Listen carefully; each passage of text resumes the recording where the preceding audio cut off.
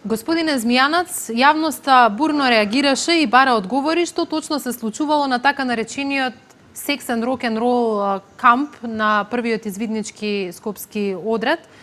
Под привезот на сексуална едукација, родители реагираат дека всушност децата биле прашувани за број на сексуални партнери, биле мотивирани да се соблекуваат, дури и да се фотографираат во сексуални пози. Дали според стандардите меѓународни за заштита на децата, ова е едукација или злоупотреба? Секако тука ни недостига став, мислење, соопштение од првиот скопски извиднички одред, да видиме дали е тоа по план и програм така како што било посочено или пак излегло од контрола. Оно што сакам да кажам е дека ги храбрувам родителите да прејуват и браво за родителот кој јавно говореше за сето тоа што се случуваше. Секако детето како дојавувач и кој се пожалило на родителот е од клучна улога да се покрене целата оваа постапка со јавното обвинителство со Министерството за внатрешни работи. Јавното обвинителство има работа што да истражува и јавноста очекува да за сите случувања, збиднувања ја дознае вистината што се случувало во овој камп и кои мерки ќе ги превземе. Исто така клучно е да дознаеме кој го финансирал овој камп, дали точно финансирот знае што финансирал и што било поддржано или пак ова било организирано во приватна режија. Јас, како и многумина гледачи, сме биле извидници, знаеме што значи да се биде извидник и да се чувствува на извиднички камп, да се ориентираш во време, простор, да преживуваш, да научиш како да се храниш, да поставаш шатор, кампување во природа, да се јакне психофизичкото здравје и социализација, но ова навистина е загрижувачки ако навистина се случило. Но верувам дека родителите не очекувале дека ова што им се случило на децата е возможно. Дали излегло од контрола или навистина било план и програма, треба јавното обвинителство да истражи, ако треба и кривична одговорност да се побара.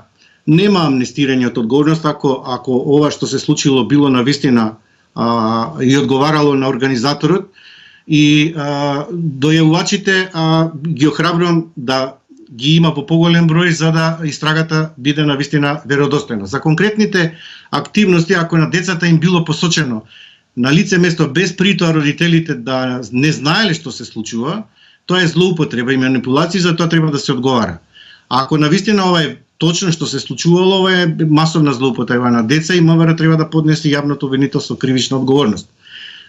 Градот Скопје, ако навистина го прекинал договорот со првиот скопски извиднички одред и информира дека според проектната документација ја нема наведена ова спорна активност, е за поздравување, но ако го поддржале ова што се случува, е за критика и осуда. И уште нешто, сосема за крај, многу е важно, апелираме во иднина родителите да не дават согласност за учество на нивните деца за било каков настан, да побараат агенда, работен план и добро да се информираат за истиот, што точно ќе се превземе, какви активности ќе се извршуваат, дури да побараат средба со организаторите, пред да ги пушта децата на ваков настан. Значи, постепенување на одговорност. Најодговорен треба да е организаторот, финансиерот, секако родителот, но повторно ќе кажам, децата да не дојавиле, немаше јавноста да дознае и благодарам на родителот што се охрабрил да проговори во име на останатите деца кои биле жртви на овој настан. Добро, споминавте самиот институциите веќе отворија, најавија истрага. Верувате ли во нашите капацитети во целост да расчистиме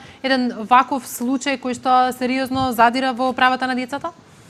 Секогаш кога децата се приоритет, мислам дека со притисок на детската амбасада и на медиумите ќе одговорат на висината на задачата и очекувам навистина да биде истрагата брза, ефикасна, ефективна и во најдобар интерес на децата. Но, пак ќе кажам, ни недостига и став изјава од организаторот, сето дека не добиеме став изјава од организаторот, дали е ова во согласно со нивната мисија и дали навистина бил финансиски поддржан од некој донатор, или пак е во приватна режија, ние бараме одговор. Значи, одговорот мора да го добиеме од јавното обвинителство и од Министерството за внатрешни работи. Да, за сега се штури информациите кои доаѓаат од организаторот. Во едно писмено соопштение попладнево велат дека дел од активностите биле извадени од контекст, но секако потребни се многу повеќе одговори за да нели јавноста знае што е извадено од контекста, што е реалноста. Ги споменавте родителите, каква е нивната одговорност во целиот овој случај и генерално споменавте треба да бараат многу повеќе нели пред да дадат дозвола за учество на децата.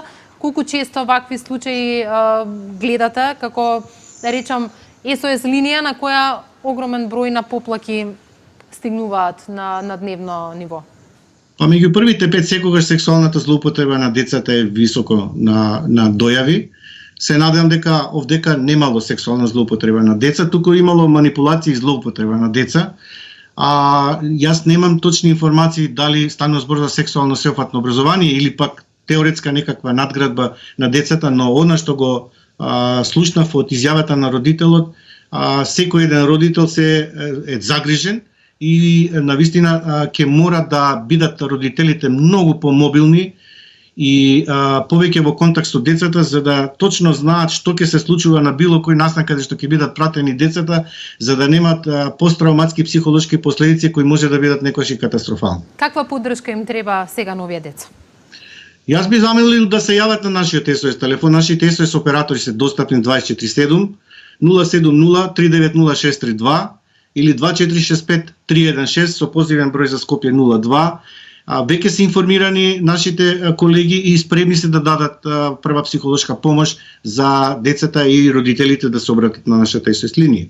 Секако ќе следиме будно активноста на јавното обвинителство и Министерството за внатрешни работи и се надевам дека брзо ќе добиеме одговор што точно се случувало и кој ќе биде одговорен и санкциониран за тоа што се случило. Благодарам, Змијанац. Благодарам и на вам што ја следите оваа тешка тема.